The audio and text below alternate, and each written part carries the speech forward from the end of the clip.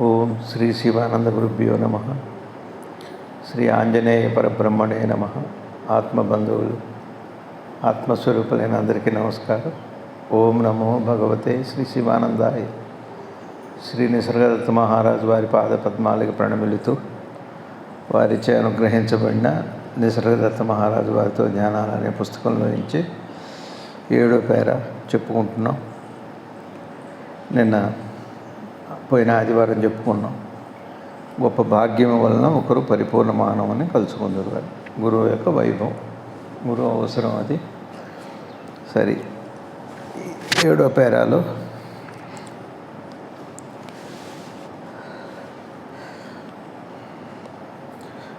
గురువు గారి వచనముతో నీవు మరణం లేనివాడవు అని నీవు చూచెదవు. గురువు యొక్క బోధ వల్ల నాకు మరణం లేదు అని తెలుస్తుంది. మరణం అంటే మనం చేస్తున్నాం అనుకోండి, అది వేరే పనులలో చేయలేదనిపిస్తుంది.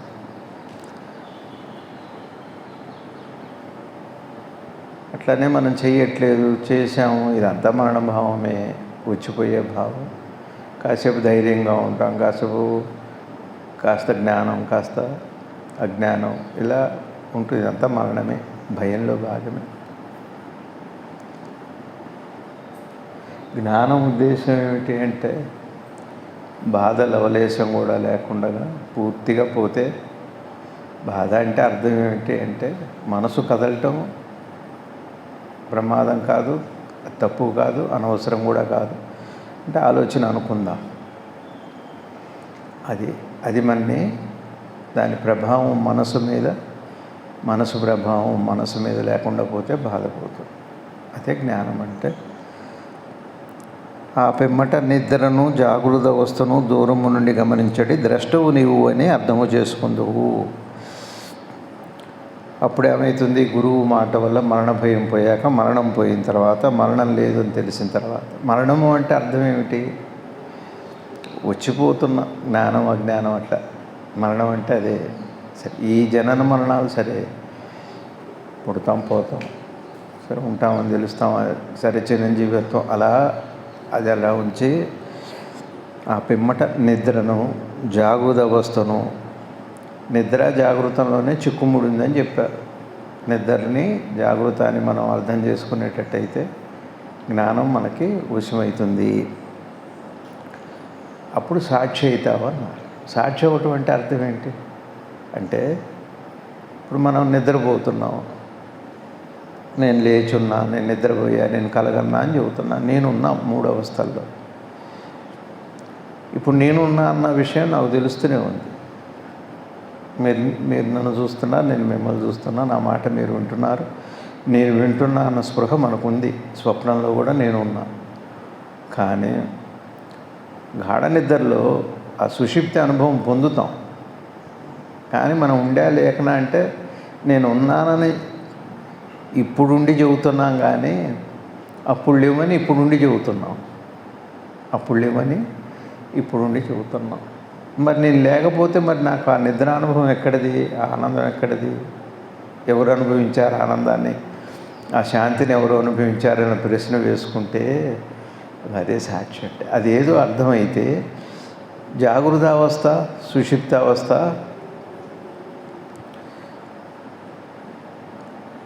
గమనించడి ద్రష్టవు. ద్రష్ట అన్న పదం ఏమిటి? సాక్షి అన్న పదం ఏమిటి? సాక్షి అనే మాటకు అర్థం ఏమిటి? పరమాత్మ అనే మాటకు అర్థం ఏంటి? జ్ఞానం అనే మాటకు అర్థం ఏంటి? మౌనం అనే మాటకు అర్థం ఏంటి? ఇట్లా సమస్త అర్థాలు, సమస్త బాధలు. మరణం ఏమిటి అంటే జాగృతం వస్తుంది, నిద్ర వస్తుంది, మెలుపు వస్తుంది, వస్తున్నాయి పోతున్నాయి. నిద్రలో నేను ఉంటున్నా, నిద్రలో నేను పోతున్నా. మెలుకులో నేను ఉంటున్నా, నిద్రలో నేను పోతున్నా. మెలుకులో వచ్చాక నేను ఉన్నాను అని నిద్రలో కూడా నేను ఉన్నానని చెబుతున్నాను. చిత్రంగా ఉందో. నేనున్నాను నిద్రలో, నేను నిద్రపోయానని చెబుతాను, కానీ నాకు తెలియదు అంటాం. ఇప్పుడు మెలుకులేమో నిద్రలో కూడా నేనున్నా, నాకు తెలియదు అని చెబుతాం. చిత్రం ఏంటి? నేనున్నా, నాకు తెలియట్లేదు. మరి నేను ఉండి నాకు తెలియట్లేదు అనేది నేను నాకు తెలియట్లేదా? నిద్రలో ఉన్న అనుభవం నాకు తెలియట్లేదు అనే ప్రశ్న వేసుకుంటే నేను నాకు తెలియట్లేదు, కానీ నాకు నిద్రలో అనుభవం శాంతి నాకు తెలుస్తూనే ఉంది కదా. తెలియట్లేదా? తెలుస్తూనే ఉంది కదా. మరి ఎవరికి? నాకు నేను తెలియట్లేదు, కానీ నాకు అక్కడేముందో నాకు తెలుస్తుంది. గురువులు, జ్ఞానులు, ద్రష్టలు, మహర్షులు ఈ ప్రపంచంలో ఏ మూల ఏం జరిగినా వాళ్ళకి తెలుస్తూనే ఉంటుంది. ఎట్లా? వాళ్ళు ఇక్కడున్నారు కదా, వాళ్ళకి అది ఎక్కడెలా తెలుస్తుంది? మరి అక్కడ ఇక్కడ అనంతంగా వ్యాపించిన వస్తువు ఏదో అది వారికి తెలుసు, అది వారికి తెలుస్తుంది. ద్రష్ట అంటే అది. అక్కడ దేశకాలాలు లేవు. నేను నిద్రపోయా, బాగా మంచి నిద్ర పట్టిందని చెబుతున్నావు. అప్పుడు నువ్వు ఉన్నావంటే నేను లేనంట, నాకు తెలియదు అంటావు. మరి నాకు తెలియకపోతే బాగా నిద్ర పట్టింది అంటే చెబుతున్నావు. అంటే నాకు నేను తెలియదు, నిద్ర నాకు తెలిసింది అని అంటున్నావు. నాకు నేను తెలియదు, నాకు నిద్ర తెలిసింది, అది మంచి మాట. కానీ నాకు నేను తెలియకపోయినా, నాకు నేను లేకపోయినా, నేనున్నట్టు నాకు తెలియకపోయినా కూడా దేనికైతే ఆ నిద్ర యొక్క సుఖం, శాంతి తెలిసిందో దాన్నే ద్రష్ట, దాన్నే సాక్షి, దాన్నే భగవద్గీతలో పరమాత్మతత్వము. అయితే లేచిన తర్వాత జీవాత్మభావంతో నేను నిద్రపోయా, నాకు తెలిసిందని చెబుతున్నాం. ఆ జీవాత్మభావన వచ్చింది. అక్కడ పరమాత్మ భావన కూడా లేదు, కానీ పరమాత్మ అనుభవం ఉంది. పరమాత్మ అనుభవం ఉంది, జీవాత్మ భావం లేదు. అనుభవం ఉండి జీవాత్మ భావం లేకపోతే దానికి నిద్ర అని పేరు. జీవాత్మ భావం ఉండి పరమాత్మ అనుభవం లేకపోతే దానికి జాగృతం అని పేరు, అంతే. కాబట్టి నాకు తెలియలేదు, కానీ నాకు నిద్ర తెలిసింది. నాకు నిద్ర తెలియటానికి ఏ మహాశక్తి కారణమో ఆ శక్తే ద్రష్ట. దాని పేరే, దాన్ని నిద్రను జాగ్రత్త. దూరము నుండి గమనించడి ద్రష్టవు నీవు. దూరం నుంచి అంటే నువ్వు అక్కడ ఉండవు, కానీ గమనించగలుగుతావు. నువ్వు ఇక్కడ ఉంటావు, దగ్గరే ఉంటావు, కానీ దాన్ని కూడా గమనించవు. దూరాన్ని దగ్గరని కూడా నువ్వు నేనన్నది ఉండదు. నిద్రలో ఎట్లయితే నువ్వు లేకపోయినా ఆనందాన్ని, శాంతిని పొందుతున్నావు, ఇక్కడ కూడా నేననే భావం లేకపోతే కూడా ఈ ప్రపంచ అనుభవాన్ని అప్పుడు సాక్షిగా అనుభవిస్తాం. ఆనందదాయకంగా ఉంటుంది. దానికే జ్ఞానం అని పేరు, దానికే మరణం అని పేరు. అసలు మరణం అది. ఇప్పుడు ఈ మరణం దేహం పోవటం, దేహం రావటం మరణం కాదు, అసలు ఆ మరణం. అందుకనే ద్రష్టవు నీవు అని అర్థము చేసుకుందువు. గురువు గారి వచనముతో నీవు మరణము లేనివాడవను నీవు చూచెదవు అంటే నీకు ఆ జ్ఞానం కలుగుతుంది. అక్క గురువు వైభవం అంత గొప్పది.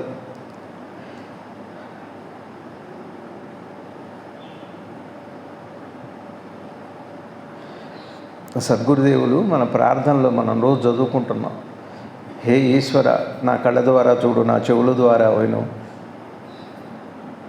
నా మనస్సు అన్నీ అంటున్నామే. నా చెవుల ద్వారా విను, నా కళ్ళ ద్వారా చూడు అంటున్నాం. దీని అర్థం నిద్రలో రోజు అదే జరుగుతుంది. నేను లేను, కానీ నాకు చెవులు ఉన్నాయి, కళ్ళు ఉన్నాయి. ఆనందాన్ని అనుభవిస్తున్నా, ఆనందాన్ని రుచి చూస్తున్నా, చెవి చూస్తున్నానంటే నేనున్నాను. అప్పుడు నా కళ్ళేవి, కళ్ళు లేని కళ్ళు, చెవులు లేని చెవులు, స్పర్శ లేని స్పర్శ, పంచేంద్రియ జ్ఞానమంతా కూడా ఉంది. అది గురువే. అక్కడ నువ్వు గురువే. ఆ గ్రహిస్తున్న వస్తువు గురువే. సాక్షిత్వం అంతా గురువుదే. నీవు అసత్యమైన దృశ్యమును సత్యమైనదని భావించావు. ఎంత చిత్రంగా ఉందో ఈ మాట. చాలా సటిల్ పాయింట్ ఇది. ఏంటిది ఈ మాట? నీవు అసత్యమైన దృశ్యమును సత్యమైనదని భావించావు. మామూలు మాట కాదు ఇది. మొత్తం వేదాంత సారం ఇది, మొత్తం ఉపనిషత్తు వాక్యం ఇది, ఉపనిషత్తు సారం ఇది. నీవు అసత్యమైన దృశ్యమును సత్యమైనదని భావించావు. మళ్ళా తేలిగ్గా అర్థం కావటానికి, ఇప్పుడు నేను మిమ్మల్ని చూస్తున్నానా, మీరు నన్ను చూస్తున్నారా లేదా చెప్పండి? చూస్తున్నా. నేనున్నానా లేదా? మరి నిద్రలో మీరు రాత్రి అందరు నిద్రపోయారు కదా, నిద్రలో మీకు శాంతిగా ఆనందంగా ఉందా లేదా? ఇంత తుఫానే ఏమైంది, ఈ బాధలు ఏమైనాయి, భార్య భర్త పిల్లలు ఏమీ లేదు కదా, కానీ మరి నేను నిద్రని అనుభవించా కదా. కదా. నేనున్నానా లేనా మరి నేనున్నట్టు నాకు తెలుసా? తెలియదు. ఇప్పుడు నిద్రలో నేను అనుభవించే శాంతి నాకు సుఖం తెలుసా? తెలియదు. అయిందా? మరి నేను ఉన్నానా లేదా? ఉన్నాం కదా. మనం చెబుతూనే ఉన్నాంగా, మంచి నిద్ర పట్టింది, బాగుందని. నేను ఉన్నాను కదా. మరి ఇప్పుడు నేను ఉన్నానా లేదా? ఉన్నాను కదా. కానీ ఇప్పుడు నేనంటే ఈ దృశ్యాన్ని నేననే అసత్యంగా భావించావు. ఇది అసత్యం. అసలు సత్యం ఏంటంటే నువ్వు లేదు, నీకు రూపనామాలు లేవు, కానీ నువ్వు ఉన్నావు. రూపనామాలు లేకుండా నువ్వు ఉన్నావు, అది సత్యం. కానీ ఇప్పుడు ఈ రూపనామాల్ని నేను ఉన్నానని అంటున్నావు, ఇది అసత్యము. ఈ మాట అర్థం అది. నీవు అసత్యమైన దృశ్యం, ఇది అసత్యం. ఈ నేను అన్నది అసత్యం. ఏది? ఇప్పుడు నేను చూస్తున్నా, నేను అనుభవిస్తున్నా అన్నది అసత్యం. మరి నిద్రలో నేను లేను, కానీ నేను నిద్రలో ఆనందాన్ని, శాంతిని అనుభవిస్తున్నా, అది సత్యం. కానీ నీకు ఈ భ్రాంతి ఉందే, నేను ఈ రూపం, ఈ దేహం, రమణ, ఈ మతం, ఈ కులం, ఈ సమస్తం, నా వయసు, సమస్తం కూడా అసత్యమే. ఏమంటున్నారు? నీవు అసత్యమైన దృశ్యమును అంటే ఇదంతా. ఈ దృశ్యం కాదు. మనం ఏమంటాం? అసత్యం అంటే ఈ ప్రపంచం నిజమా అబద్ధమా, ఈ చుట్టూ నిజమా అబద్ధమా, ఆ చుట్టూ అసలు ముందు నేను అనేది చెబుతున్నావే, ఇదే అసత్యం. ఇవి తర్వాత, దీని తర్వాత తెలుసుకుందాం. ఈ ప్రపంచం నిజమా కాదా అన్నది తర్వాత ఆలోచిద్దాం. అందువలన నీవు మరల జన్మించవలసి వచ్చింది. నేను ఇదేని అంటున్నావు, నేనున్నాను, నాకు నిద్రలో ఆనందం వచ్చిందని చెబుతున్నావు, అది నువ్వు సత్యం. కానీ ఇది సత్యం. ఇది సత్యం అయింది మనకి. సత్యం అంటే ఇప్పుడు ఇది నిజమని నమ్మాంగా మనం, దాన్ని నమ్మామా? ఇప్పుడు చూడండి, మనం ఎన్నిసార్లు నిద్రపోయాం, లక్షల సార్లు నిద్రపోయాం, బాగుంది. నిద్రలో నీళ్ళు లేనన్న విషయం తెలుసు. ఎప్పుడన్నా మన మనసుకు అది స్పృశించిందా? ఆ జ్ఞానమే కలగట్లే. ఇది వదలకుండా పట్టుకుంది మనం. ఇదేనండి గణపతి ఆరాధన. ఇక్కడ మీతో ఒక చిన్న మనసుకి ఒక చిన్న పురాణ కథ గుర్తొస్తుంది, ఏదో పంచుకుందాం అనిపిస్తుంది ఈ సందర్భంలోనే. మరి అట్లాంటిది పొద్దునొచ్చింది, జాగ్రత్తగా వినండి, మనసు పెట్టి శ్రద్ధగా. ఈ పురాణ కథ విన్నవారికి, ఈ కథ చెప్పుకున్న వాళ్ళకి పుణ్యమును వస్తాయని పురాణ ఫలం అది. పూర్వకాలంలో ఈ ఋషులందరూ ఎవరు?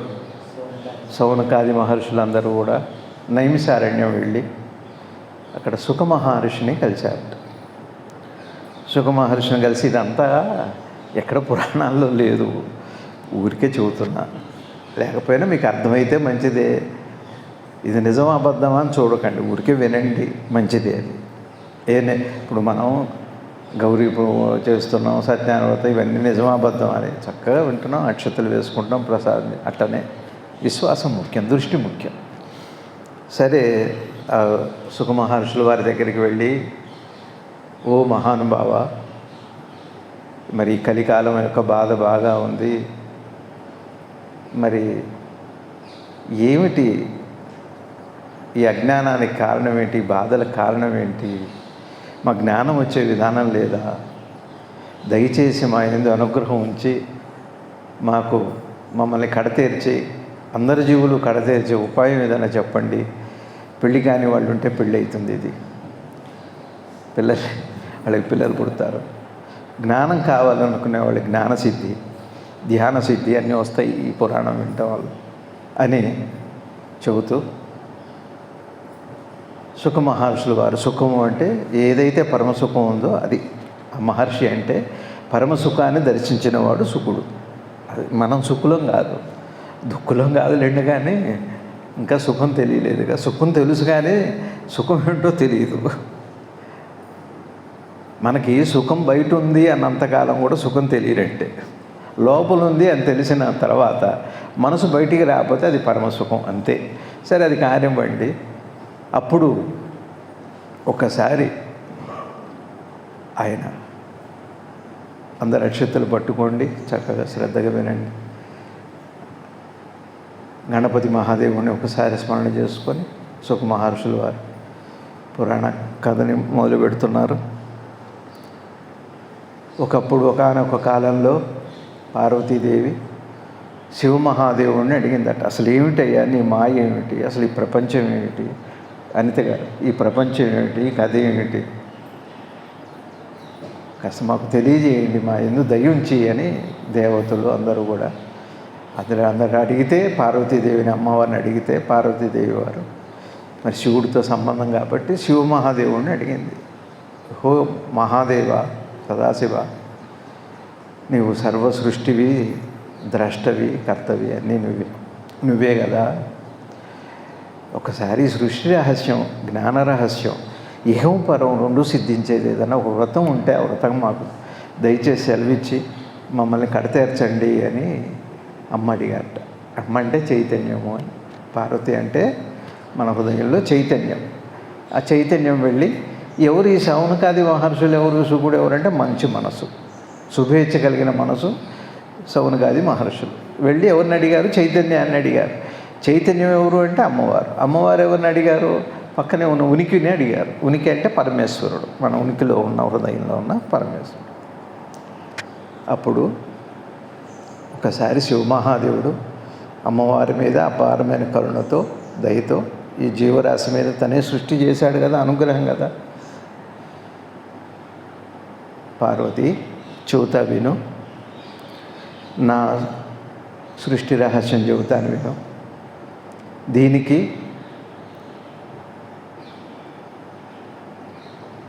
ఈ సృష్టి రహస్యం అంతా ఎక్కడుంది అంటే, నా మూల మాయ ఏదైతే ఉందో, మూల మాయని సృష్టించాను. అన్నిటికంటే ముందు, సృష్టికి ముందే మాయని సృష్టించాను నేను. మాయ వచ్చాక సృష్టితో సంబంధం వస్తుంది. అదేమిటంటే, నీకంటే ముందు కూడా మాయనే సృష్టించాను నేను అని చెప్పారు. ఎవరు? పార్వతి అమ్మవారిని కూడా ఈశ్వరుడు సృష్టి అది. అందుకనే అర్ధనారీశ్వరుడు అన్నారు. అమ్మను వదిలిపెట్టి ఈశ్వరుడు ఉండడు, ఈశ్వరుని వదిలిపెట్టి అమ్మ ఉండరు. అది ఒక అవినావభావ అవిభాజ్యమైన, అది పదము అర్థానికి ఉన్న సంబంధం. అది వాకర్థ, అదే సినిమాలు పాట ఒకటి, సినిమాలే ఉంది పాటే, వాక్కుకి అర్థానికి ఉన్న సంబంధం. సరే ఏమిటో దయచేసి చెప్పండి, నాకు చాలా ఉత్సుకతో ఉంది. మేమంతా ఎంతసేపు పట్టుకొని అక్షతలు పట్టుకొని కూర్చుంటాం, అవతల మహర్షులు వాళ్ళందరూ వేస్తున్నారు, అందరూ వేచి ఉన్నారు మీ మాట కోసం.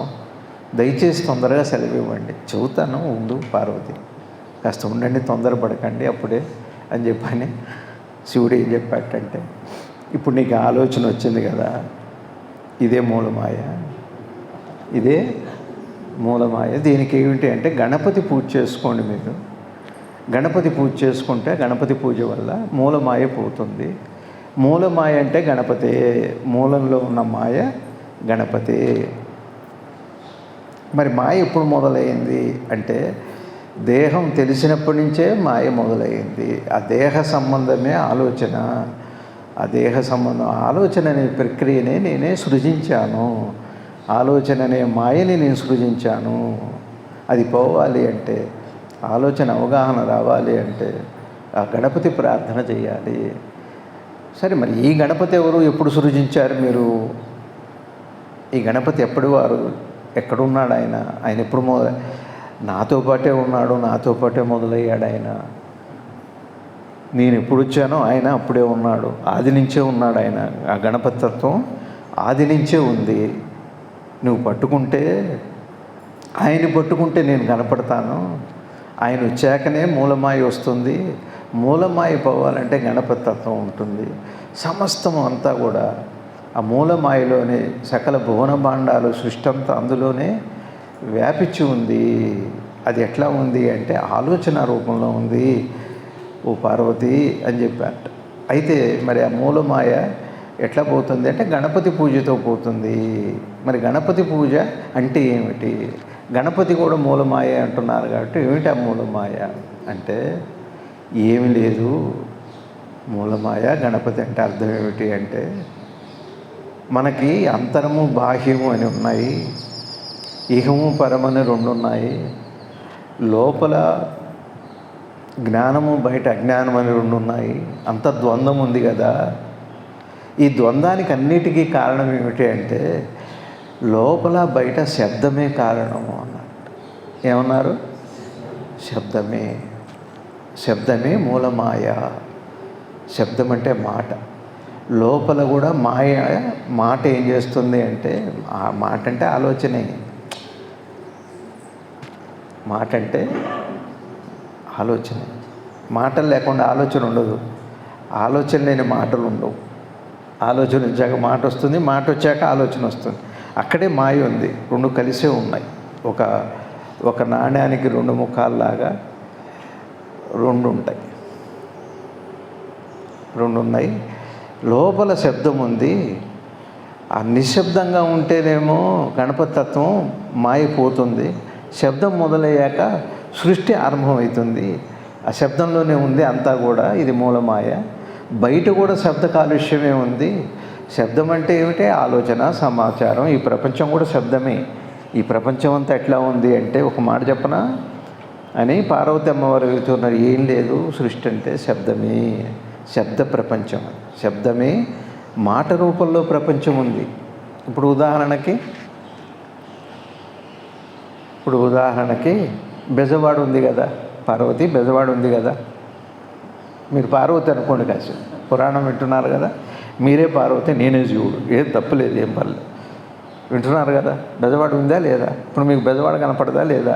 ఎట్ట కనపడింది బెజవాడ? బెజవాడ ఉండటం వల్ల కనపడలేదు. ఉంటే మీకు ఇప్పుడు కనపడాలి కదా. ఈ మాట అనటం వల్ల మీకు బెజవాడ కనపడదు. చూసారా? సృష్టి ఎట్ట ఏర్పడింది? మాట వల్ల ఏర్పడింది. మరి ఈ మాట ఎట్ట ఏర్పడింది? నా ఆలోచన వల్ల ఏర్పడింది. మరి నాకు ఆలోచన ఎట్లా వచ్చింది? నా మాట వల్ల ఏర్పడింది. ఇదంతా మూలమాయలో భాగం. ఇదంతా ఓ అట్లానా స్వామి అని. అదంతే. బాగా అర్థం చేసుకో. ఇది అర్థం కావాలంటే గణపతి ఆరాధన కావాలి మొత్తం. మరి గణపతి ఆరాధన ఎలా మొదలవుతుంది, ఎలా పోతుంది అంటే, అంతా సృష్టి కూడా శబ్దం వల్లే ఏర్పడింది కాబట్టి, అజ్ఞానం కూడా శబ్దం వల్లే ఏర్పడింది కాబట్టి, శబ్దం వల్లే అజ్ఞానం ఉంది కాబట్టి, శబ్దం వల్లే ప్రపంచం కూడా ఉంది కాబట్టి, శబ్దమే జ్ఞానాజ్ఞానాలకు కూడా కారణమైంది. ఓ పార్వతి, జాగ్రత్తగా విను, శ్రద్ధగా విను అన్నారు. సరే స్వామి, వింటున్నా, బాగుంది, ఇంకా చెప్పండి దీని గురించి, నాకు ఇంకా వినాలని ఉంది, చెబుతాను విను అని అన్నారు. సరే పార్వతికి, సరే మీకు ఎట్లుంది, వినాలని ఉందా లేదు? కథ బాగలేదా? పొద్దున్న చెప్పారు గురువుగారు నాకు ఈ కథ. సరే పర్లేదు, అయితే మరి చెబుతా, ఇంకా విను, బాగుందన్నావు. మరి శబ్దంలోనే ఉందన్నావు కదా, కాలుష్యం ఎట్లా వస్తుంది అన్న. కాలుష్యం ఎట్లా వస్తుంది అంటే, ఏర్పరిస్తే వస్తుంది. కాలుష్యం సహజంగా లేదు. మనసు ఏర్పరిస్తే కాలుష్యంగా తయారవుతుంది. నీళ్ళలో మురికిలాగానే కాలుష్యం అంతా మనసు తయారు చేసుకొని, మనం తయారు చేసుకుందే అది. నిన్న మా జానకి బాబాయ్ గారు చెప్పారు, వాళ్ళు చిన్నతనంలో క్లాసులో 10th క్లాస్ చదివేటప్పుడు ఒక లెటర్ ఉండేది. అప్పుడే రేడియోలు వచ్చిన కొత్తలు. పక్కన రేడియో శబ్దం ఎక్కువగా ఉంది, దయచేసి తగ్గించండి అని లెటర్ రాస్తున్నారట. అది ఇంగ్లీష్లో రాయాలి. ఇంగ్లీష్లో లెటర్ రాయటం, ఇంగ్లీష్లో లెటర్ రాస్తున్నాం. మనప్పుడు కూడా ఉందో లేదో నాకు సరి గుర్తులేదు, కానీ వాళ్ళప్పుడు ఉంది. ఎప్పుడో 60s మాట, 50-60 ప్రాంతాల్లో అప్పట్లో. అంటే రేడియో కూడా శబ్ద కాలుష్యమే. పక్కవాడికి ఇబ్బంది అవుతుంది, అందుకని పక్క పిల్లలు చదువుకుంటారు, ముసలివాళ్ళు ఉంటారు. రేడియో ఎంత శబ్దం ఉంటున్నా బాగుంది. సరే, ఊళ్ళో పెట్టే రేడియో కాదు, ఇంట్లో పెట్టుకునే రేడియో, చిన్న ట్రాన్సిస్టర్. మా లక్ష్మి రోజు నన్ను అరుస్తూనే ఉంది, శబ్ద కాలుష్యం ఎక్కువైంది, మీరు సెల్ పెద్దగా పెడుతున్నారు, నాకేం వినకూడదు. ఏం చేస్తాం, ఇది ఒక కాలుష్యం, అది ఒక కాలుష్యం. చిన్నగా పెట్టుకోండి, చిన్నగా పెడితేనే వినకూడదు, పెద్దగా పెట్టుకుంటే వాళ్ళకి ఇబ్బంది. కాలుష్యం ఎట్లా ఉంటుందంటే, కాలుష్యం లక్షణం ఎట్లా ఉంటుంటే, చిన్నగా ఉంటే వినపడదు, పెద్దగా ఉంటే ఎవరికి, అందరికీ ప్రమాదం. కాలుష్యం లక్షణం ఏమిటి అంటే, చిన్న దగ్గర నుంచి పెద్ద వరకు అందరినీ బాధ పెట్టేది కాలుష్యం లక్షణం. అంతే, మీకు అర్థం. ఇప్పుడు కంట్లో పుస్తుంది, అది కాలుష్యం, మొత్తం చూపే కనపడదు. సరే, కాలుష్యం ఉంది కదా అని వాళ్ళు లెటర్ రాయాలి ఇంగ్లీష్లో. మీకు ఎంత వచ్చింది గ్రామరు, మీరు మీ వాళ్ళకి ఉత్తరం రాయాలి, పక్కన రేడియో శబ్దం ఎక్కువైపోయింది దేనికి. అది కాలుష్యం. అంటే సమాచారం ఒక కాలుష్యం. అందుకని వాళ్ళు భగవాన్ని అడిగారండి, ఇవన్నీ గుర్తుపెట్టుకోండి దయచేసి. చదవాలి, చదవకపోతే తెలియదు. నిజంగా నాకు జ్ఞానం కావాలి అంటే అంత శ్రద్ధ ఉంటేనే వస్తుంది, లేకపోతే రాదు. భగవాన్ ఏం చెప్పారంటే, ఏం లేదు, సత్సాంగత్యం పెట్టుకోండి, సత్సంగం పెట్టుకోండి, సత్సాంగత్యం పెట్టుకోండి. పెట్టుకుంటే ఏమవుతుంది అంటే, చిన్న చిన్నగా సాధన పూర్తి అయిపోయి సత్యదర్శనం అవుతుంది. సాధన అంటే ఏం చెబుతున్నారు?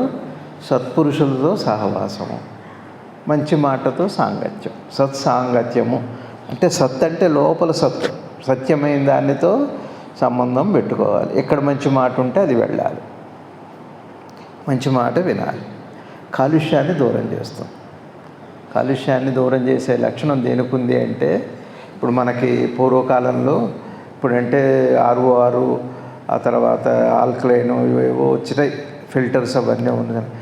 మన చిన్నతనంలో కూడా ఏటి నీళ్ళు తెచ్చుకుంటే నీళ్ళలో మురికి ఉందంటే అక్కడే వడగట్టుకొని తెచ్చినా ఇంకా మురికి ఉంటుంది అనుకుంటే కొత్త నీళ్ళు వస్తే అంత చిల్లగింజ తీసుకొచ్చి ఆ నీళ్ళలో వేసేవాళ్ళం.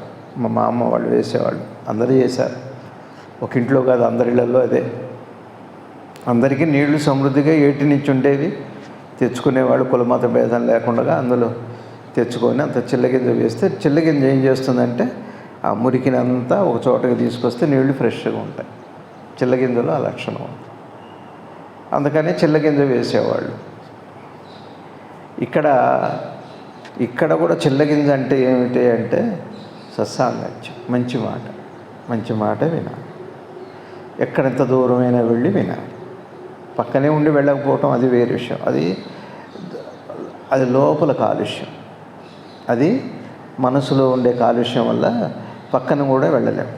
అది పక్కనే భార్య ఉండవచ్చు, పక్కనే పిల్లలు ఉండవచ్చు, పక్కనే మంచి ఉండవచ్చు. పరామర్శకు వెళ్ళి కూడా మనం చెడ్డ మాటలు ఆవేశంతో చెప్పి రావచ్చు, అది వేరే విషయం. అదంతా లోపల కాలుష్యం. పోయినవాడు పోతాడు, పోయి కూడా గొడవలు పడి వస్తాం. అది ఎంత చిత్రంగా ఉంటుంది. ద్వేషంతో ఉంటాం. మనం పోతా ఉంది, గుర్తు లేదు, ఏం చేస్తాం? లోపల నేనేం తెలుస్తూనే ఉంది, బయటకు వచ్చాక నేనే ఉన్నాను అంటాం. ఇంతే. పరామర్శకు వెళ్ళి కూడా మనం అదే చేస్తాం. సరే, అది ఒక కాలుష్యం అనుకోండి. సరే, మొత్తానికి ఈ కాలుష్యం పోవటానికి చిల్ల గింజ ఎంత గొప్పదో, ఈ చిత్తంలో పడే గింజ మంచి మాట. చక్కగా వెళ్ళండి. మీ దగ్గర ఎవరు ఉంటే ఒక మాట భార్య భర్తలు కూడా పంచుకోవాలి. పిల్లల్ని కూడా బయటికి వెళితే మంచి చెడు నేర్చుకొని వచ్చి అమ్మ అని చెబితే పిల్లలు కూడా మీరు చెప్పడానికి ఉంటుంది, అమ్మ ఇది మంచి చెడు అని. వాళ్ళు ఎవరితో కలవనివ్వరు, ఎవరితో ఆడుకోనివ్వరు పిల్లల్ని. ఎవరిని కలవు, మనం ఎవరిని కలవు. మంచి మాట నాకే తెలిసిపోయింది, తెలిస్తే మంచిది. పోతామని తెలిసాక పోవా, తెలీదా మనకి? పోదామని తెలిసాక పోగొట్టుకునే ప్రయత్నం చేయట్లేదు. పోగొట్టుకోమ్మా. ఇక్కడ గొడవలే, మంచి సాంగత్యం లేదు. ఏవో బంధుత్వాలు, ఏవో పిచ్చి స్నేహాలు, ఏదో దురాభిమానాలు. ఇవేం చేస్తాయి? ఒక ఆదరణ. అది మంచివాడు కాదు, నాకు మంచి మాట రావట్లేదు వీళ్ళ వల్ల, ఇతను ఎప్పుడూ కూడా పితులు చెబుతున్నాడు, ఇతరుల గురించి ద్వేషమే చెబుతున్నాడంటే నీకు నాకు రామ్ రామ్ అని చెప్పి యువతలకి రావాలి. అది చిల్లగింజపడ్డట్టు లోపల. మరి వాళ్ళతోనే స్నేహం చేస్తాడు. వాడల్లా నీ మనసుని చెడగొడతాడు. వాడికి అప్పటికే 70 ఏళ్ళు 80 ఏళ్ళు ఉంటాయి. ఆ చిన్నపిల్లవాడిని చెడగొడతారు, పెద్దవాళ్ళని కూడా చెడగొడతారు. నీ స్నేహం నీ హృదయాన్ని నాశనం చేస్తుంది. మీకు అర్థమవుతుంది. మీరు గంగలోకి దిగండి, గంగలో బురద ఉండదా? దిగిన కాసేపు బురద వస్తుంది, నీళ్ళంతా మురికి అవుతాయి. మన స్నేహం ఎవరితో? అడుసు తొక్కనేలా, కాళ్ళు కడగనేలా అన్నారు. తొక్కకుండా ఉండలేవు. కాళ్ళు కడుక్కోవటానికి కూడా అడుసే నీళ్ళు ఇచ్చింది. ఎవరితో స్నేహం చేయకూడదు, ఏది హితమో ఏది అహితమో, ఏది మంచో ఏది చెడో ఎట తెలుస్తాయి? చూసుకోవాలి. వీళ్ళ వల్ల నా మనసు చెడుతుందా, బాగవుతుందా, ఇంకా ద్వేషం పెరుగుతుందా? ఇంకా పార్వతి అమ్మవారికి చెబుతున్నాడు, చూసుకో పార్వతి. ఇదంతా అంటే చైతన్యానికి చెబుతున్నాడు కదా. చైతన్య అమ్మాయి ఏం చెబుతుంది? వెంటనే మనసుకు చెబుతుంది. మనుషులు ఉన్నారు అక్కడ, వాళ్ళిద్దరు మాట్లాడుకుంటుంటే వింటున్నారు. ఆ పరమాత్మ దగ్గర నుంచి ఒక బోధ వస్తుంది, అదే భగవద్గీత. మంచి స్నేహం చేయండి, మంచి మాట. భగవాన్ ఏం చెబుతున్నారు? సాధన అంటే 2 విషయాలు చెబుతున్నారు. ఏం చెప్పారు? మంచి మాటలతో స్నేహం చేయండి, సత్పురుషులతో స్నేహం పెట్టుకోండి, మంచి మాట వినండి, సాంగత్యం, మంచి మాట చెప్పుకోండి. ఇది కాలుష్యాన్ని దూరం చేస్తుంది. మన కాలుష్యం అంటే అజ్ఞానం, మన కాలుష్యం అంటే మోహం, మన కాలుష్యం అంటే అపార్థం. ఇవంతా కాలుష్యమే. ఇదంతా శబ్ద కాలుష్యం. ఇది శబ్ద కాలుష్యం. ఇప్పుడు ఒక మాట విన్నాం అనుకోండి, రోజంతా ఆ పాట వినపడుతూనే ఉంది మనసులో. శబ్దం యొక్క కాలుష్యం అది. మన సమాజానికి అయితే ఇప్పుడు ఉదాహరణకి ఏదో 3 లాక్ డ్యామ్ అని చైనాలో కట్టేశారు. అది ప్రపంచంలోనే చాలా పెద్దది అది డ్యామ్. మరి అది కూలిపోతే కొన్ని దేశాలు మునిగిపోతాయి. ఇది అట్లానే అనిపిస్తుంది అంటున్నారు. ఒక పక్క యుద్ధ మేఘాలు కమ్ముకున్నాయి. ఎప్పుడైనా యుద్ధం జరగవచ్చు, మీకు తెలుసో తెలియదు, జరిగే అవకాశాలు ఉన్నాయి. ఒక పక్క ప్రకృతి వైపరీత్యాలు, ఖమ్మం చూస్తే అలా ఉంది, విజయవాడ చూస్తే అలా ఉంది, హైదరాబాద్ చూస్తేనేమో ఇప్పుడు అది ప్రమాదకరంగా, ఎక్కడ చూసినా ఏ దేశం చూసినా వరదలు. చైనాలో యాగి తుఫాను అని వచ్చిందట. ఏదో సముద్రంలోనే పుడుతుంది మరి తుఫాను. దేశాన్ని మనసులో పుట్టిన తుఫాను జ్ఞానాన్నంతా చిందరవందర యాగి తుఫాను. ఇక్కడ ఒక యాగి ఉంది. తుఫాను సముద్రంలో పుట్టినట్టుగా ఈ మనోసముద్రంలో పుట్టిన తుఫాను కాలుష్యము మొత్తం ఉనికిని మానవాళినే ముంచేస్తుంది. బాగా వినాలి మనం ఇదంతా. మరి అట్లాంటి పరిస్థితులు వచ్చినాయి. కారణం ఏదన్నా కానీ సరే, ఈ కథ నచ్చిన, పురాణం నచ్చినా నచ్చకపోయినా అయిన తర్వాత అప్పుడు శబ్ద కాలుష్యం ఉంది కదా. భగవాన్ ఏం చెప్పారు? సాధన అంటే మంచి వాళ్ళతో సాంగత్యం పెట్టుకోండి, మంచి మాట వినండి. 10 వినక్కర్ల, 100 మాటలు వినక్కర్ల. మంచి మాట ఒక్కటి చాలు, ఒక గురువు చాలు, ఒక సంబంధం చాలు. ఆశ పెట్టేవి, కోరికలు పెట్టేవి ఎంత గొప్ప మాట అయినా ప్రమాదమే. అది ఇవ్వుతుంది. అది కాలుష్యంలో భాగం. కాలుష్యం లేకపోతే ఏమంటారు దాన్ని? జీరో కాలుష్యం ఉంటే ఏముంది అక్కడ? జ్ఞానమే ఉంది. కాలుష్యం లేకపోతే ఉన్నది ఏంటి? కాలుష్యం లేకపోతే సహజము అని. సహజము, కాలుష్యం అని 2 మాటలు ఉన్నాయి. మురికి లేకపోతే నీళ్లు సహజంగా తేటగా ఉన్నాయంట. తేటగా ఉందంటారు.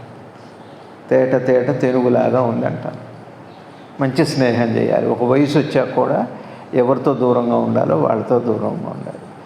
ఏదో సాయంత్రం పూట కలవటంను పితులు చెప్పుకోవటానికి కలవకూడదు. అట్లాంటి స్నేహం మంచిదిగా. ఎంత దగ్గర బంధువు అయినా సరే, బావ అవ్వచ్చు, మామ అవ్వచ్చు, అత్త కోడళ్ళు అవ్వచ్చు, తండ్రి కొడుకులు అవ్వచ్చు. కాదు, తెలుసుకోవటానికి సత్సంగం, మంచి మాటలు చెప్పుకోవాలి. లోకం తీరు తెలుసుకోవటానికి. అర్థమవుతుంది? భగవాన్ చెప్పిన అత్యంత యోగ్యమైన మార్గం కాలుష్యం పోవటానికి. పార్వతీదేవికి పరమాత్మ చెప్పిన మాటలు అది. కాలుష్యం.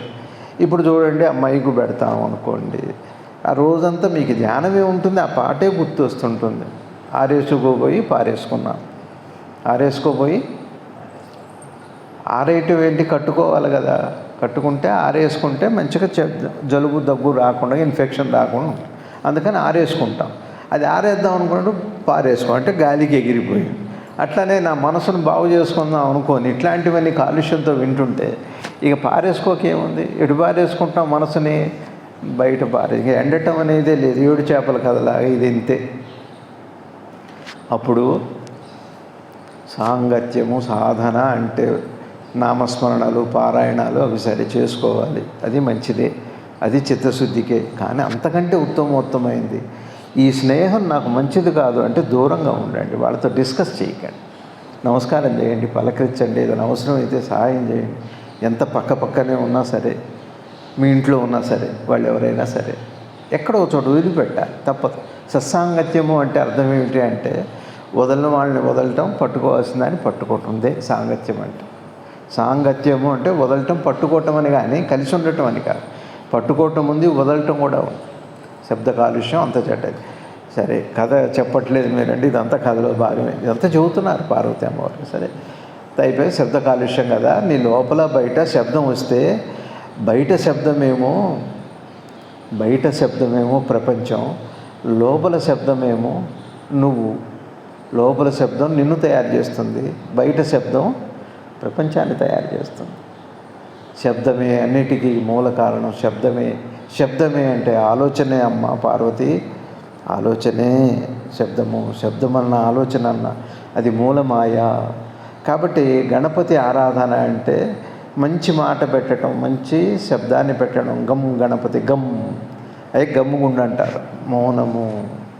గణపతి అని మంత్రం అంతా శబ్దాన్ని వీలైనంత వరకు బయట సంపర్కము, లోపల ఆలోచనలు తగ్గుతున్న కొద్దీ మనసుకి ఆలోచనలు ఆహారం. అది ఉపవాసం. మనసులో ఆలోచనలు లేకపోతే అది ఉపవాసం. బయట ఆహారం తగ్గిస్తుంటే మనసుకి శరీరానికి కావలసినంత పెట్టడం అది ఉపవాసం. అంటే శరీరానికి హితమైనంత తినటం ఉపవాసం. అసలు తినకపోవటం ఉపవాసం కాదు. ఆరోగ్యకరమైనది తినటం ఉపవాసం. మనసుకు ఎంత అవసరం జీవనానికి అంత ఆలోచనలు ఉండటం అది ఉపవాసం. ఓ పార్వతి, అది శబ్దము కాబట్టి అని చెప్పాక శబ్దమే మూలం కాబట్టి పరమాత్మ గణపతి శబ్ద రూపంలో ఉన్నాడు. ఆ శబ్దంలో ముఖ్యమైన శబ్దం ఏమిటి అంటే శరీర సంబంధము. ఒక సంబంధం, ఒక శబ్దము పరమాత్మతో సంబంధము, అదే ఓంకారం. ఒక శబ్దము శరీరంతో సంబంధం, నేను అనే శబ్దం. నేననేది ఒక శబ్దం, నేను లేకపోతే నిశ్శబ్దం, అది ఓంకారం. నేనుంటే శబ్దము. ఓంకారము అంటే పరమాత్మ శబ్దం. అది ఓం అంటాం. ఓం అంటే అర్థం ఏంటంటే ఔకార ముకార మకార, అలకారము ఉకారము మకారం.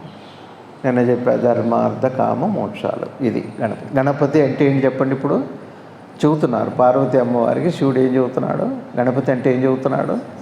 శబ్దమే. శబ్దం ఏం చేస్తుంది? దేహభావాన్ని కల్పిస్తుంది.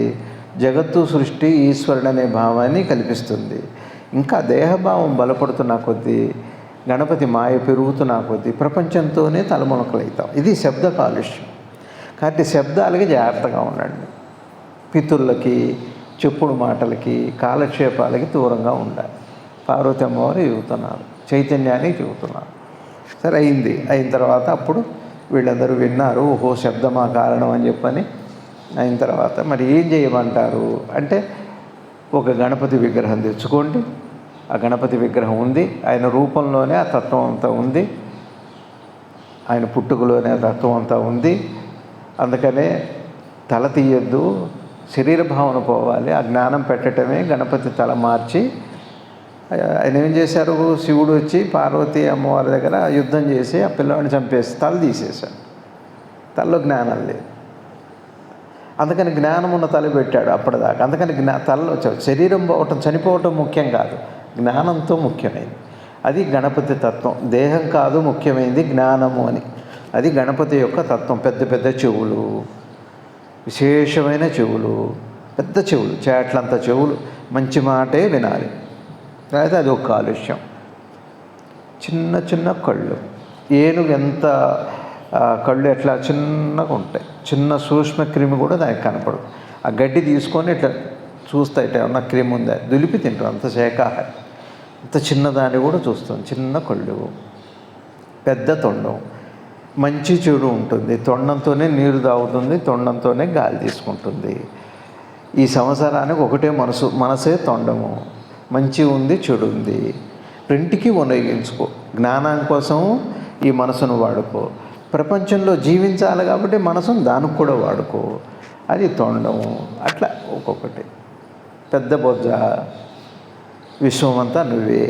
ఇట్లా గణపతి తత్వం ద్రష్టలు, జ్ఞానులు, పండితులు బాగా చెప్పారు. గణపతి తత్వాన్ని వినాలి, ఒకసారి వినాలి. సరే అదంతా చెప్పారు, మీకు తెలుసు కాబట్టి అమ్మని అది ఆ కథ మీకు నేను చెప్పట్లేదు, తర్వాత మీరు తెలుసుకుందరు. కానీ అయిపోయింది. అయిన తర్వాత గణపతిని పెట్టుకొని యథావిధిగా పత్రి పుష్పాలు అవన్నీ తీసుకొచ్చి పూజ చేసుకోండి.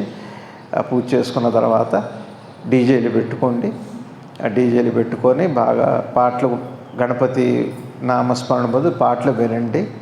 పాటలు విని గణపతినేమో డీజేని ఆరాధించండి, గణపతినేమో అక్కడ పెట్టుకోండి. ఇప్పుడు మనం ఏం చేస్తున్నాం? డీజేని ఆరాధిస్తున్నాం, గణపతినేమో అక్కడ పెట్టుకుంటున్నాం. డీజే అక్కడ పెట్టుకోవాలి, గణపతిని ఆరాధించాలి. అట్లా చేయండి. సరే ఆ ఊరు వాళ్ళకి చెప్పారు. సౌనకాది మహర్షులు విని ఎవరు మనలాంటి వాళ్ళు వెళితే ఈ బల్స్పాడు నుంచి విష్ణు సిమెంట్ వాళ్ళు, జగ్గేపేట వాళ్ళు వెళ్ళి అడిగారు. అడిగితే ఇప్పుడు ఈ మధ్యనే వెళ్ళి వచ్చారు. నైమిసారని వెళితే వాళ్ళు చెప్పారు. జగ్గేపేట వాళ్ళు ఎవరో పోయారు. పోతే చెప్పారట ఏం లేదు అట్లా చేయండి అంటే సరే వచ్చి చేశారట. చేసి వీళ్ళు తొందరలు పాడైపోను. పూజ అంతా బాగానే చేశారు, సరే డీజే మోగుతూనే అంతా బాగానే ఉంది. మరి నిమజ్జనం చేయాలిగా. నిమజ్జనానికి ముత్యాలు వెళ్ళారు వీళ్ళు. నిమజ్జనానికి ముత్యాలు వెళ్ళి ఏం చేయాలి? గణపతిని నిమజ్జనం చేయాలి. మరి దేంతో వెళ్తాం మనం నిమజ్జనానికి? డీజేలతో వెళ్తాం. పొరపాటున వీళ్ళు ఏం చేశారు, జగేపేట వాళ్ళు అసలు కొందరు ఎక్కువ బలిసిపాడు వాళ్ళకి వీళ్ళకి అందరు వాళ్ళు కలిశారు సత్సంగం కాదు. డీజేలనేమో నదిలో పడేసారట, గణపతిని తెచ్చుకున్నారట. డీజేల్ని కృష్ణలో పడేశారు, గణపతిని తెచ్చుకున్నాక వీళ్ళకు ధర్మమీమాంస వచ్చింది. అయ్యో గణపతి తెచ్చాం, డీజేలు అంటే వదిలిపెట్టాం కదా, దీనివల్ల ఏమన్నా దోషాలు ఉన్నాయా అంటే మనం సరిగా చేయలేదా, ఏమన్నా సవిచ్ఛందుని చూసామా, ఇట్లాంటి అనుమానాలను వచ్చినాయి మన వాళ్ళకి. వెంటనే మళ్ళా నైమిసారణ్యం బయలుదేరి వెళ్ళారు. ఫ్లైట్లు వేశారు. ఫ్లైట్లు వేసి వెళితే అయ్యో గొప్ప పని చేశారు, తెచ్చుకోవాల్సిన గణపతిని వదిలిపెట్టాల్సింది కాలుష్యాన్ని, మీరు కాలుష్యాన్ని తెచ్చుకుంటున్నారు, గణపతిని వదిలిపెడుతున్నారు, శబ్ద కాలుష్యం లోపల బయట ప్రమాదమే అని అందరూ కలిసి తీర్మానం చేసి ఇప్పుడు కదా అక్షంతలు వేసుకోండి. ఏం చేయాలి మనం? అక్షతలు వేసుకోవటం అంటే లోపల బయట శబ్ద కాలుష్యాన్ని వదిలిపెట్టాలి. లోపల బయటేమో ఆర్భాటం ఒక శబ్ద కాలుష్యం, పేరు ప్రతిష్ట హరిషద్వర్గాలు అనే కాలుష్యం ఒకటి బయట. లోపల నేననే ఒక పెద్ద కాలుష్యం మహామాయ. ఇది పోవాలంటే గణపతి ఉపాసన. ఈ కథ విని అందరూ వేసుకోండి అక్షంతలు. అయిపోయింది కథ, ఇంకేం వింటారా? అయిపోయింది. ఎవరికి వాళ్ళు 40 నిమిషాలు చెప్పే కథ.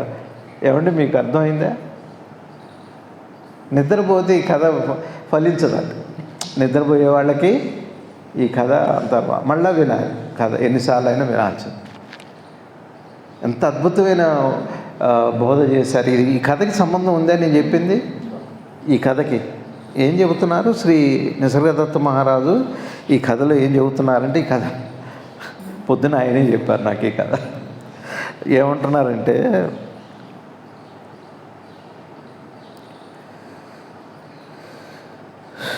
ఓహో 117 చూస్తున్నా, 116 కదా.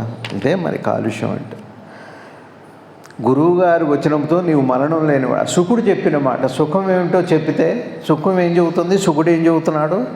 పార్వతీ అమ్మవారికి శివుడు ఏం చెప్పాడు? అది శుకుడికి చెప్పింది అమ్మవారు. ఏం చెప్పారు అంటే, అత్యంత సుఖం ఏమిటంటే కాలుష్యాన్ని వదిలిపెట్టాం.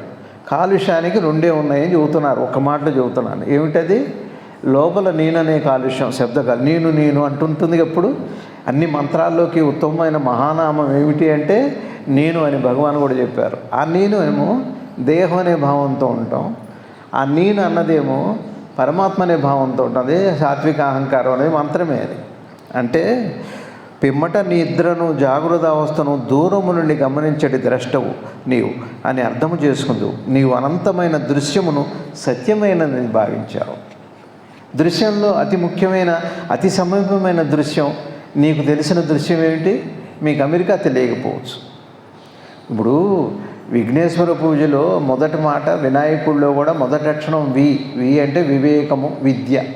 చదువు రాకపోయినా బతకొచ్చు. ఇక్కడ చదువు అమెరికాలో పనికిరాదు, అమెరికాలో చదువు ఆస్ట్రేలియాలో పనికిరాదు, ఎక్కడ చదువు అక్కడే.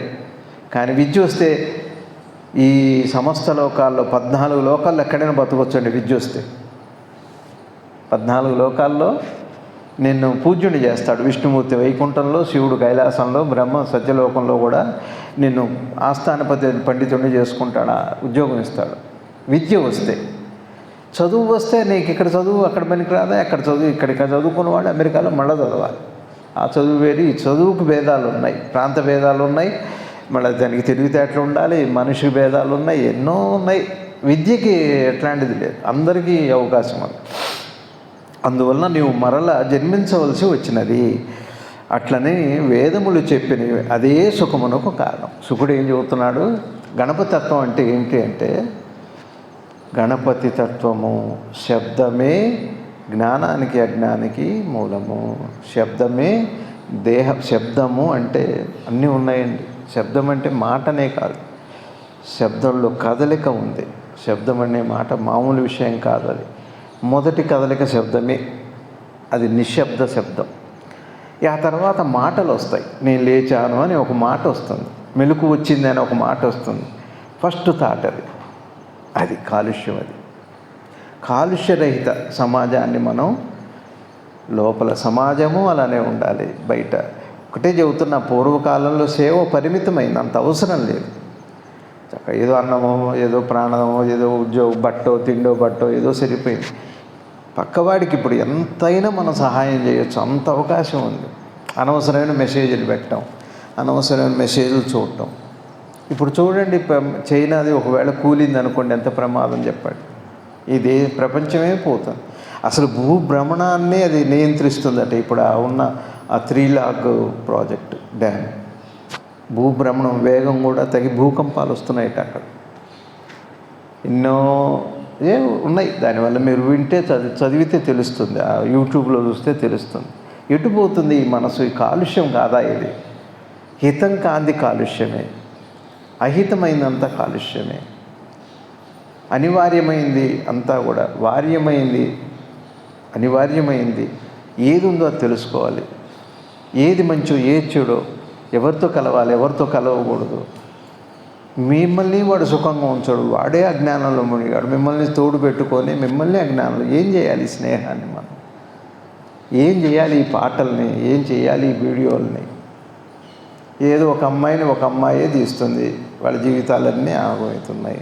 ఆ సినిమా వచ్చింది, రాజుగారి గదిన ఒక సినిమా. ఆ వీడియో పెట్టి అమ్మాయిది స్నానం చేస్తుంటే తీసి ఆ సినిమా, దయ్యం చచ్చిపోయి పాపం ఆత్మహత్య చేసుకొని అట్లనే జరుగుతున్నాయి. ఇదంతా కాలుష్యం కాదా? మనసుకి కాలుష్యం. నేనన్నది మహా కాలుష్యం అండి. విషం దాగి సైనైడ్ దాగైనా బతవచ్చు, కానీ నేనన్న భావంతో బతకడం చాలా కష్టం అండి. అన్ని బాధలు దాంతోనే. ఒక గణపతి మాత్రమే ఆ విద్యని ఇవ్వగలిగిన వాడు ఈ సృష్టిలో. భగవానుడు ఏం చేశాడంటే, శివుడు ఈ మాయని తన గణపతి రూపంలో పెట్టాడు. మాయ పోవాలంటే గణపతిని తలుచుకోవాలి, గణపతి తత్వం అర్థం కావాలి. గణపతి తత్వం అంతా ఎక్కడో ఉంది. శుక్లాంబరధరం విష్ణు, సరే అవన్నీ గణపతి మంత్రాలు ఏవో ఉన్నాయి, ఇవి కాదు. శబ్దము శబ్దము శబ్దము. మీ ప్రపంచము, మీ మాయ అంతా శబ్దంలోనే ఉంది. మరే ఇప్పుడు గవర్నమెంట్ వాళ్ళు 20,000కే ఇస్తున్నారట ఈ బంగారం అంతా కూడా. 10 గ్రాములు కూడా 20,000 ఏదో. ఇది నిన్న మొన్న యూట్యూబ్లో వచ్చింది 20,000 కానీ. ఒక పక్క ఏమో అమెరికాలో బంగారం నిల్వల వల్ల మాంద్యం ఎక్కువైందని అని చెబుతున్నారు అమెరికాలో. ఏం ప్రమాదం ఉందో నాకు. ఇప్పుడు మీకేమనిపించింది ఇది విన్నాక? మాటే కదా, మనం కూడా కొనుక్కుందాం. ఒక 10 గ్రాములు 20 గ్రాములు 100 గ్రాములు పిల్లలకి కొనుక్కొస్తాయి. ఉండవు. అసలు ఈ పొంగుకి ముల్లేరో బుడమేరో ఉంటాం నమ్మకం. లక్షలు పాపం విజయవాడలో వైశ్య చాలామంది పాపం అల్లాడుతున్నారు, వ్యాపార నష్టాలు. దానం చేసిన వాళ్ళే సమాజానికి ఏ వర్గం అయితే ఏమండి, కష్టానికి ఏ వర్గం అయితే. బంగారం ఏం చేసుకుంటాం? బంగారం ఆలోచనే మాయ. శబ్దం అంతా ముఖ్యంగా నేను నాది అనే ఆ 2 అక్షరాలు ఉన్నాయే, ఆ కాలుష్యం. అమ్మవారికి చెబుతున్నారు శివుడు మహాదేవుడు, ఓ పార్వతి, శబ్ద కాలుష్యంగా అంతది ఇంకా మనకి అందుతున్నాయి సమాచార రూపంలో. ఇది అది టీవీల ద్వారా, సెల్ ఫోన్ల ద్వారా అరచేతుల్లోకి. ఎంత ప్రమాదంగా ఉంది, ఎంత శబ్ద కాలుష్యం. ఒక 300 మంది పిల్లల్ని బాత్రూంలో నగ్నంగా ఫోటోలు తీసి ప్రపంచంలోకి వదిలితే ఎంత కాలుష్యం అది. చూడని ఏమిటి జీవితాలు ఎటుపోతున్నాయి, మనం ఎటు వెళ్తున్నాం? నేను నాది అన్న భావం కాదా? ఎవరన్నా కానీ, ఎవరన్నా అనిత గారు, ఎవరినని అంటలేదు నేను. వినండి కాస్త దయచేసి. ఏమిటి మనం ఏం చేద్దామని, ఏం స్నేహాలు మనవి? చావుకుపోయినా బతుకుపోయినా అదే పని అయిపోయింది. చావుకుపోతే ఉన్నవాళ్ళని చంపటం, బతుకుపోతే ఉన్నవాళ్ళని చంపటం. మొత్తానికి చంపటం అనే ఒక పెద్ద ఎజెండా పెట్టుకుంటే జ్ఞానం ఉంది, ఇంకా కొంచెం ఉంది. 115 ఈ పురాణం ఇంకా చాలా పెద్దదే, తర్వాత చెప్పుకుందాం. అందరు అక్షతలు వేసుకున్నారమ్మా? మళ్ళీ వెళ్తారా? నైమిసారణ్యం ఏం చెబుతున్నారు? నైమిసారణ్యుడు చివరికి సౌనకాది మహర్షులు ఆ గ్రామ పెద్దలు ఏం నిర్ణయించారంటే, డీజేలతో గణపతితో వెళ్ళి డీజేలను వదిలిపెట్టి గణపతిని తెచ్చుకోండి, డీజేలను వదిలిపెట్టండి, గణపతిని ఉంచుకోండి. ఏం డీజేలు అండి? డీజేలు చంపుతున్నారండి. డీజే అంటే కేవలం ఈ శబ్దమే కాదండి, ఎప్పుడు మన పక్కన దాన్ని ఏమంటారో ఇంగ్లీష్లో, డీజే అంటే డిజిటల్. ఆ ఫ్రీక్వెన్సీ ఏమిటో కానీ అసలు మొదటి డిజిట్, నేనన్న డిజిట్, నాదన్న డిజిట్ నచ్చిందా మీకు? పురాణం నచ్చింది? ఈ కథ విన్న వాళ్ళకి అప్పుడు పార్వతి చెప్పారమ్మ, ఈ శబ్దాన్ని దాటిన వాళ్ళకి ఇహము పరం రెండూ వస్తాయి. ఓ పార్వతి, ఇది చెప్పు మహర్షులకి. మహర్షులందరూ కూడా వచ్చి శౌనకాది మహర్షులకు కృతజ్ఞతలు చెప్పి మాకు మంచి సందేశాన్ని ఇచ్చారు. ఓ ఈ గణపతి ఆరాధన అంటే శబ్ద కాలుష్యమే. ఏ రకమైన శబ్దమైనా అది సరిగ్గా వాడుకోకపోతే, మీడియా సరిగా లేకపోతే, మీడియం సరిగా లేకపోతే అది కాలుష్యమే. ఈ కాలుష్యం చాలా ప్రమాదమైంది, చాలా ప్రమాదమైంది. కాబట్టి కాలుష్యానికి దూరంగా ఉండాలి అని చెబితే మాకు ఇహము పరం రెండూ సిద్ధించే మంత్రం ఏమిటి అంటే, ఆ శబ్దం ఎట్లా పుడుతుందో మూల మాయ శబ్దంలోనే ఉంది. ఆ నేను నాదనే మాయ శబ్దంలోనే ఉంది. శబ్దమే ప్రపంచము, శబ్దమే సృష్టి స్థితి లయము, శబ్దమే శబ్దమే శబ్దమే. దీనికి ఒకటే మార్గం. గణపతి అంటే నిశ్శబ్దమే. గణపతి తత్వం నిశ్శబ్దం. నీ శబ్దం పోయినప్పుడు నిశ్శబ్దం వస్తుంది, నీలో శబ్దమైపోయినప్పుడు నిశ్శబ్దం వస్తుంది. ఆ నిశ్శబ్దాన్ని చూడు, నీకు జనన మరణాలు పోతాయని శ్రీ నిసర్గదత్త మహారాజు, ఇది గురువు వాక్యము, మరణం రాదు. నేను జాగృతానికి నిద్రకి కూడా నేను దూరంగా ఉండి చూస్తున్నాను అంటే నాకు ఏ సంబంధము లేదు. నా నిద్రలో నేను లేకుండా నిద్రని నేను ఎలా అనుభవించానో అది నిశ్శబ్దము. నేనుండి కూడా అసలు మీరు ఉన్నట్టే తెలియట్లేదండి, ఎంత అద్భుతంగా ఉంది అని అంటాం కదా. పిన్ డ్రాప్ సైలెన్స్, సూది శబ్దం కూడా లేదు అని. అట్లాంటి సాంగత్యం కావాలి మనకి. భగవాన్ చెప్పిన బోధని బాగా మనం ఇవ్వాలి. ఈ రోజున నిశ్శబ్దం రావాలి. గణపతి తత్వం కావాలి అంటే మంచి సాంగత్యం, మంచి స్నేహం. ఎంత దూరమైనా వెళ్ళాలి, పక్కనే ఉంటే కూడా వాడుకోవాలి. ఎక్కడెవరున్నా సరే వస్తారు. కొన్ని ప్రాంతాలకి మహాయోగులు వస్తారు, హిమాలయాల నుంచి వస్తారు, ఎక్కడెక్కడి నుంచో వస్తారు. అది వాళ్ళ అదృష్టాన్ని బట్టి ఉండి మనకు అక్కర్లేదు. మన లోపలికి వెళ్తే చాలు. చక్కటి వాతావరణం, ఎట్లాంటి ఉష్ణోగ్రతలు లేకుండా సమశీతలంగా ఉండే అత్యద్భుతమైన శీతల వాతావరణం మన హృదయంలో ఉంది. నిశ్శబ్దంలోనే ఉంది. నిశ్శబ్దంలో ఎండ వచ్చిందనుకోండి అబ్బా అంటాం, చలి పుట్టిందనుకోండి అబ్బా అంటాం, చలి వస్తే వద్దంటాం, ఎండ వస్తే వద్దంటాం, నిద్రపోతే చలి అమ్మానం. అగో నిశ్శబ్దం అంటే ఎంత గొప్ప విషయమో. ఇవాళ భగవాను శ్రీ నిసర్గదత్త మహారాజు అద్భుతమైన బోధన మనకు అందించారు. అట్లనే ఊరికే చెప్పాను నేను, ఈ పురాణ కథ ఎక్కడ లేదు, కానీ నిజం కూడా అంతే. ఏది పట్టుకోవాలో దాన్ని పట్టుకొని గణపతిని ఉంచుకోవాలి. కాలుష్యాన్ని నిమజ్జనం చేయాలి. గణపతిని నిమజ్జనం చేసి మళ్ళీ అదే శబ్దాలతో అల్లరి చేసుకుంటూ అంత శబ్ద కాలుష్యంతో వస్తే గణపతికి ఆర్భాటం ఎందుకండి? భక్తి కదా కావాలి. ఒక మాట చెబుతున్నాను చూడండి, గణపతి పూజ చేద్దాం నవరాత్రులు అని అనుకున్నారు. ఇప్పుడు ఏ శబ్దాలు ఉన్నాయి మీకు? ఆ నిశ్శబ్దంలో నుంచి వచ్చిన మాట. అప్పుడు కూడా డీజేలు పెట్టుకుంటారా? నాకు మంచి ఆలోచన, గణపతి నవరాత్రులు చేయాలన్న ఆలోచన రావాలంటే డీజే కావాలి అంటే అప్పుడు డీజేకి ఒక ఉనికి ఉంది, అర్థం ఉంది. అప్పుడు అవసరం లేని, మంచి ఆలోచనకు అవసరం లేని డీజే పూజ అప్పుడు ఎందుకు అవసరం ఏమిటి?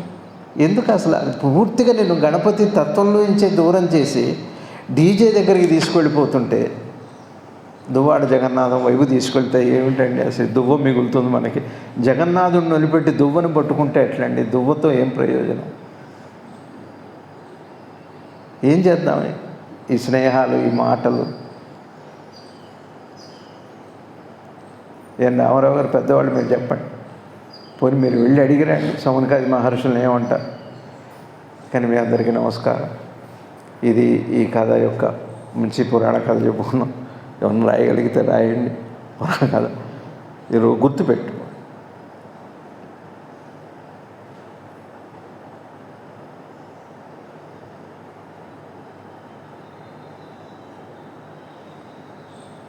అట్లాంటి జ్ఞానాన్ని గణపతి నిజంగా చాలా గొప్ప. గణపతి తత్వానికి మించింది మూలమాయ అంతా గణపతిలోనే ఉంది. ఆ తర్వాత నేను ఉపాసన. ఇంకే ఉపాసన చేసినా మూలమాయలో నుంచి బయటపడాలి, ఆలోచనలో నుంచి బయటపడాలి. యోచించండి, కనీసం అర్థం చేసుకోండి దయచేసి. ఇంతే ఉంటుంది, ఇంతే ఉంటామో పోతామో తెలియదు. 2 రోజులండి విజయవాడలో ఎట్లా ఉన్నారు నీళ్ళల్లో, ఇళ్లలో లేరు, నీళ్ళల్లో ఉన్నారు. నీళ్ళల్లో ఏం చేయగలుగుతారు? ఆహారం లేదు, పడుకోలేరు, నిలబడలేరు, కూర్చోగలుగుతారా? పోనీ నీళ్ళల్లో కూర్చోలేరు. పడుకోగలుగుతారా? పడుకోలేరు. పోనీ అంతసేపు నిలబడగలుగుతారా? ఒక్కసారి మీరు ఊహించండి. ఎక్కడ దాకా వద్దు. ఎక్కడిది ఈ కాలుష్యం అంతా? విజయవాడ నీళ్ళు ఎక్కడి నుంచి వచ్చినాయని నీళ్ళు? ఎవరు దీనికి కారణం? మనం కాదా? మీరు నేను కాదా? మాకేం సంబంధం అండి? మీకు కూడా మనమే ఉన్నాం అక్కడ కూడా. మనసే మొత్తం. అది చైతన్యానికి మనసు వెళ్ళి శౌనకాది మహర్షులు శుకుడు అంటే మనసు వెళ్ళి చైతన్యం పార్వతీ అమ్మవారిని అడిగింది. పార్వతీ అమ్మవారు వెళ్ళి ఉనికి దగ్గర శ్రద్ధగా వింటే అంత జ్ఞానాన్ని అందించారయ్యా. మూలమాయంతా గణపతిని తలుచుకోండి, కానీ గణపతి మంత్రం బాగా చేసుకోండి కాలుష్యం నుంచి. అది కూడా ఆయన ఇవ్వాలి. ఇది చెయ్యి, ఇది వద్దు అన్న జ్ఞానాన్ని కూడా గణపతి ఇస్తారు. అసలు ఒక మంచి ఆలోచన రావాలంటే గణపతి దయ ఉండాలి. గణపతి దయ లేకుండా రాదండి. జ్ఞానం కూడా గణపతి దయ వల్లే వస్తుంది. ఇంకా ఆయనే ఆంజనేయుడు, అన్నీ ఆయన. అందరు మీ ఇష్టం వచ్చిన పేరు పెట్టుకోండి. ఏమవుతుంది? ఏ పేరు అవుతుంది? పిల్లలకి బతకడం కంటే జీవించడం నేర్పాలి. ఇవాళ మనం అల్లరి చేయొద్దని చెప్పండి. నలుగురితో కలవమనండి, నేర్చుకోమనండి. వాళ్ళని కలవద్దు, వీళ్ళని కలవద్దు. ఏమిటండి నువ్వు అది చదువుకో, ఇది చదువుకుంటారు. ఏమవుతుంది? చదువుకుంటారండి, చదువుకుంటారు. ఏది ఉందో అది ఉంది.